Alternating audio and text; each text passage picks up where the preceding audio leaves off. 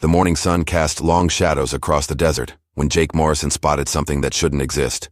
A wooden cross, maybe 10 feet tall, planted in the middle of nowhere like a grave marker. But this wasn't marking death. It was marking something far worse. Jake had been tracking stray cattle from his ranch for 2 hours when he saw her. A girl, couldn't be more than 12, tied to that cross with rough rope that had cut into her thin wrists. Her clothes were torn, her face streaked with dirt and tears. Around her neck hung a wooden sign that made Jake's blood run cold. Return when you're perfect. He spurred his horse forward, his heart hammering against his ribs. In 20 years of ranching in Arizona territory, Jake had seen plenty of cruelty. Indian raids, outlaw gangs, men driven mad by the desert heat. But this was different. This was deliberate evil, dressed up as something holy. The girl's eyes followed him as he approached, wide with terror but also something else. Hope. She was alive, conscious, but her lips were cracked from thirst and her small body trembled from exhaustion. Jake could see she'd been there for hours, maybe since dawn. Easy now, little one, Jake said softly, dismounting quickly. His hands shook as he pulled out his knife to cut the ropes. You're safe now. I'm gonna get you down. The moment the ropes fell away, the girl collapsed into his arms like a broken doll. She was lighter than a sack of grain, all bones and fear. Jake wrapped her in his coat, feeling how her whole body shook against him. Who did this to you? He whispered. But she didn't answer. Maybe couldn't answer. Her throat looked raw, like she'd screamed herself hoarse. Jake looked around the empty desert, searching for any sign of who might have done this. Fresh wagon tracks led east toward the mountains, but they were already being erased by the morning wind.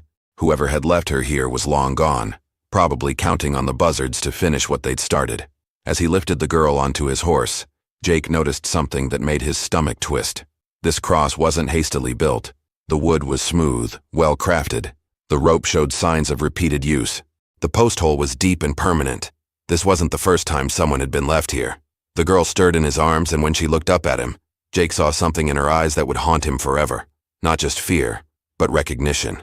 Like she knew this might happen again. But what Jake didn't know yet was that bringing this girl to his ranch would set in motion events that would bring the devil himself to his doorstep before the sun set again. Jake's ranch house sat in a valley surrounded by Red Canyon walls, a place that had always felt like sanctuary. But as he carried the girl through his front door, that feeling shattered. She wasn't just hurt. She was broken in ways that went deeper than rope burns and dehydration. He set her down gently in his kitchen chair, but she immediately curled into herself like a wounded animal.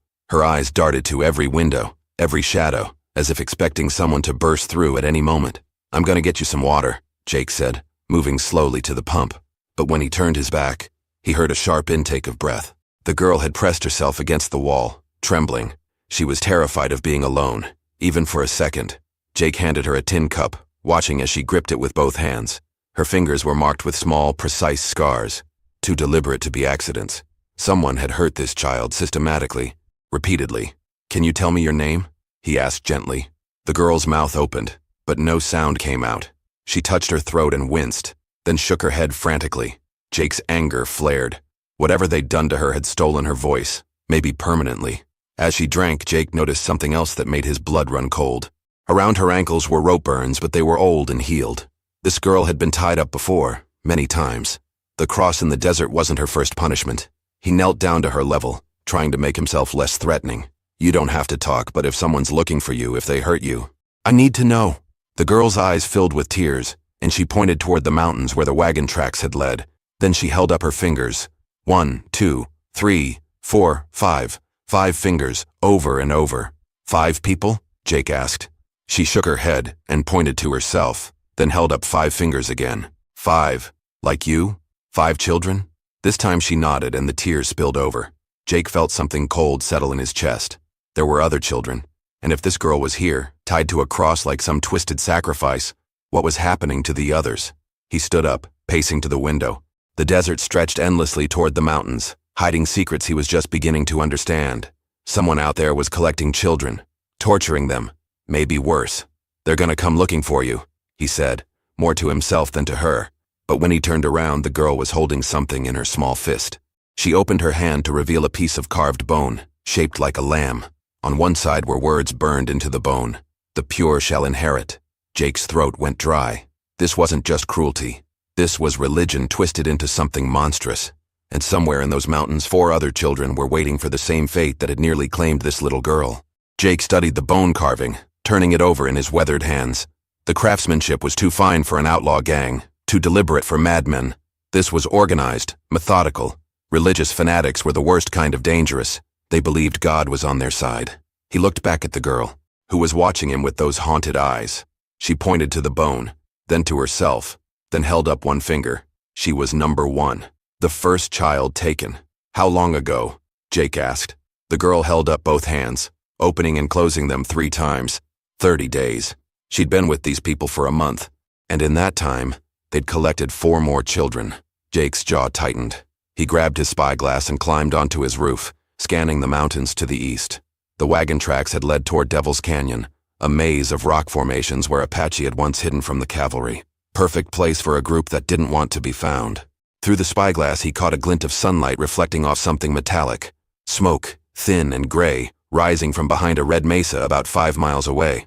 Someone was camping up there, and from the amount of smoke, it wasn't a small group. When he climbed back down, the girl was standing by his rifle rack, pointing urgently. She'd found something else, a wanted poster that had been pinned to his wall for months. The face staring back was that of Ezekiel Morse, a preacher who'd been run out of 3 different territories for unusual practices with children. The girl nodded vigorously and pointed to the poster, then touched her own chest. She knew this man. This was who had her. Jake's hands clenched into fists. Ezekiel Morse wasn't just some traveling preacher. He was a predator who used religion to justify his crimes. The bone carving, the cross, the talk of perfection. It was all part of his twisted gospel. He's got the other children up in those mountains, Jake said, more statement than question. The girl nodded, then did something that broke Jake's heart. She knelt down and folded her hands in prayer, but her whole body shook with fear. They'd made her pray to the same God they claimed while they tortured her.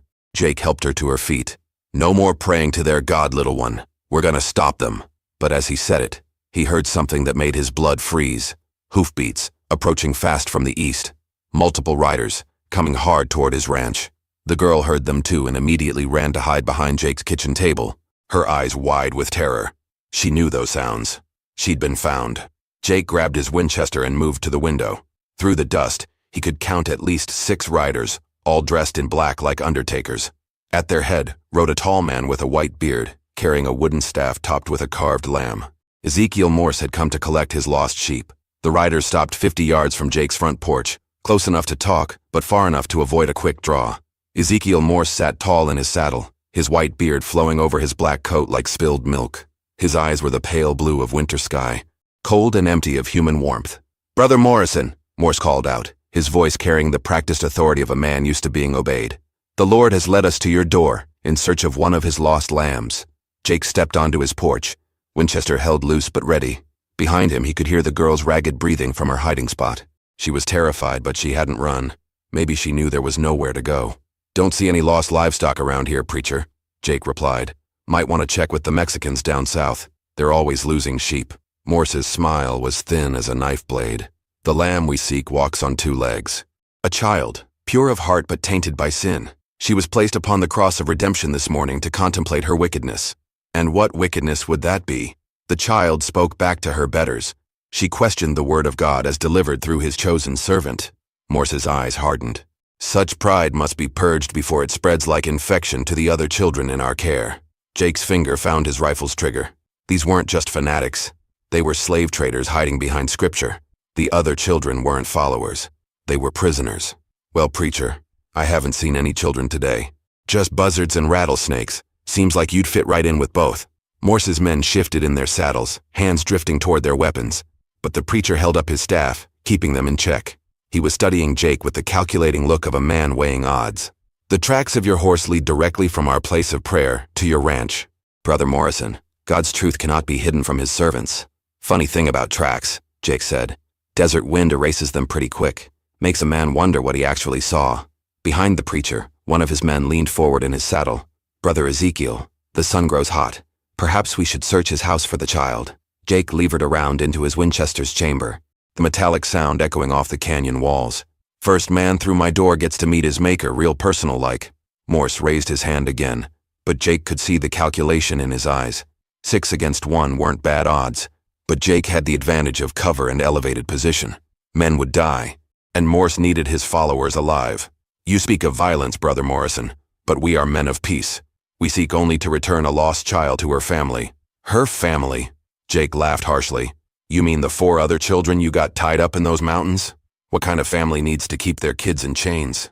Something flickered in Morse's eyes, surprised that Jake knew about the others. The preacher's mask of calm cracked just enough to show the monster underneath. You have made a grave error in judgment, Morse said slowly. The children under my care are being prepared for God's kingdom. What you call chains, I call salvation. The girl's whimper carried from inside the house, soft but audible. Morse's head tilted like a hunting dog catching a scent. Ah, the preacher smiled. There is our lamb. Brother Morrison, you will return her now, or face the consequences of defying God's will. But Jake was done talking. The only question now was whether he could keep them all alive long enough for the sun to set. Jake knew he couldn't win a straight fight against 6 men, but he didn't have to win. He just had to survive long enough to get the girl to safety. The desert had taught him patience, and patience was about to save both their lives. Tell you what, preacher, Jake said, lowering his rifle slightly. You and your boys look tired. Why don't you water your horses at my well while we discuss this like civilized men? Morse studied him carefully. You would show hospitality to those who oppose you? Desert code. No man refuses water to another, no matter their differences. It was a calculated risk. Jake was betting that Morse's twisted sense of righteousness wouldn't let him refuse such an offer. The preacher considered for a long moment, then nodded to his men. Brother Thomas, Brother Samuel, see to the horses. As 2 of the riders dismounted and led their animals toward the well, Jake mentally counted steps and angles. The well was positioned perfectly. Anyone using it would have their backs to the house and be 40 yards from cover. You know, preacher, Jake called out conversationally, I've been wondering about something. If that girl was so sinful, why not just let the desert claim her? Why come all this way to fetch her back? Morse's eyes glittered with something ugly. Because she holds knowledge that could corrupt the other children. She has seen too much, learned too much. She must be purified before she can contaminate the innocent. Behind Jake, he heard the girl's sharp intake of breath. She understood what purified meant, and it wasn't anything holy. And if she can't be purified, then she will serve as an example to the others of what happens to those who rebel against God's chosen servants. The 2 men at the well had relaxed, letting their horses drink while they wiped sweat from their faces. The other 4 remained mounted, but they'd spread out slightly, thinking they had Jake surrounded. They were wrong. Jake had spent 20 years fighting Apache, Comanche, and every variety of desert rat that had ever drawn breath. These religious fanatics might know scripture, but they didn't know war. Preacher, Jake said, raising his voice slightly, I think it's time you and your boys moved along. The girl's not here, and you're wearing out your welcome. Morse's face darkened. Brother Morrison, I grow tired of your games. We know the child is inside your house. Return her now, or we will take her by force, over my dead body, if necessary. Morse raised his staff, and Jake saw it for what it really was, not a religious symbol, but a signal. The 4 mounted men reached for their guns simultaneously, but Jake had been waiting for this moment. As their hands moved toward leather, he dove sideways off his porch, rolling behind his water trough as the first shots rang out. The girl screamed from inside the house, but it wasn't fear in her voice. It was rage. Bullets splintered the wood above Jake's head as he pressed himself against the water trough. The 2 men at the well scrambled for their weapons, but they were caught in the open with nowhere to hide. Jake's first shot took down Brother Thomas before the man could clear his holster. From inside the house came a sound that made Jake's blood run cold. Not the girl's scream, but the unmistakable crash of breaking glass. She was trying to escape through the back window. Get the child, Morse bellowed. Brother Samuel! Brother Joshua! Circle the house! Jake rolled to his left and fired again, catching Brother Samuel in the shoulder as he ran toward the back of the house. The man spun and went down, but kept crawling toward cover behind Jake's woodpile. The remaining mounted men had spread out, using their horses as shields while they returned fire. But Jake had one advantage they didn't expect. He knew every inch of his property, including where he'd buried the old Apache fighting positions. He belly-crawled 20 feet to a depression he'd dug years ago during an Indian raid. From here, he had clear sight lines to both flanks of his house and the men trying to surround it. Through his back window, he could see the girl climbing out, her small form silhouetted against the afternoon sun. She was heading for the canyon wall behind his house, where a series of ledges and caves could provide shelter. But Brother Joshua was already moving to intercept her. Jake sighted down his Winchester and fired. Joshua's hat flew off his head as the bullet passed inches from his skull. The man dove for cover, giving the girl precious seconds to reach the rocks. Brother Morrison! Morse's voice carried across the chaos of gunfire. You cannot protect her forever. "We have more men coming from the canyon." Jake's heart sank. He'd hoped these 6 were all of Morse's followers, but the preacher was right. More riders were visible now, emerging from the eastern trail. At least 4 more men, maybe 6. The girl had reached the rocks, but Jake could see her struggling to climb. She was weak from her ordeal, and the canyon wall was steep and treacherous. From his position, Jake had a clear shot at Morse. But killing the leader might make his men more desperate, more likely to hurt the girl.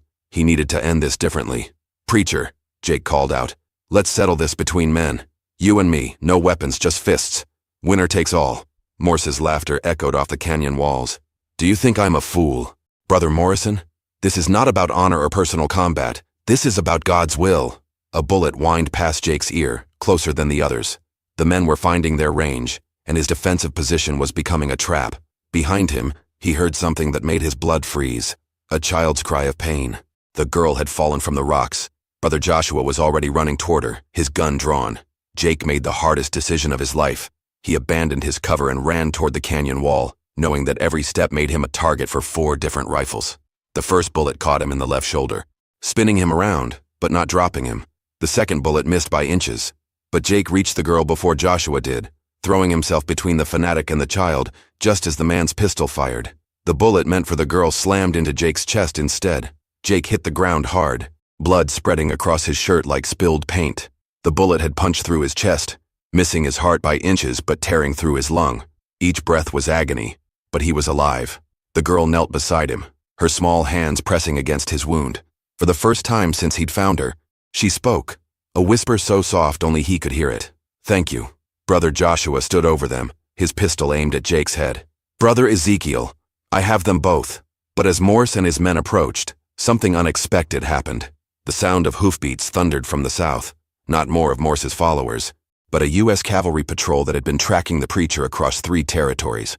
Lieutenant Hayes led 12 soldiers into Jake's yard, their carbines already aimed at Morse's men.